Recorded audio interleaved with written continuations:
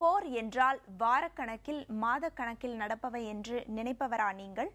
அப்படியென்றால் சான்சிபர் போர் பற்றி தெரிந்தால் உங்களுக்கு நிச்சயம் ஆச்சரியம் ஏற்படும். அப்படி என்ன அதிசயம் நடந்தது ஜான்சிபர் போரில்? தெரிந்து கொள்ளலாம் இன்றைய தகவல் துளிகளில். கிழக்கு ஆப்பிரிக்காவில் உள்ள ஜான்சிபார் தீவை ஆட்சி செய்து வந்த பிரிட்டிஷ் ஆதரவாளரான சுல்தான் ஹமாத் பின் துவைனி 1896 ஆண்டு ஆகஸ்ட் 25 மரணமடைந்தார். இதையடுத்து சுல்தான் காலித் பின் பர்காஷ் அரியணையில் ஏறினார்.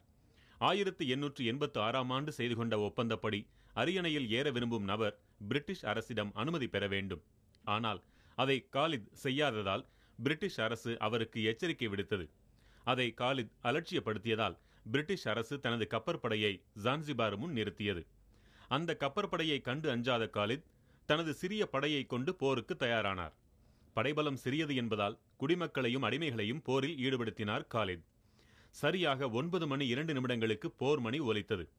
அதைத் தொடர்ந்து பிரிட்டிஷ் கடற்படையின் குண்டுகள் தொடர்ச்சியாக முழங்கின. இதை சமாளிக்க முடியாத ஜான்சிபார் படைகள் 38 நிமிடங்களிலேயே சிதறுண்டு போயின.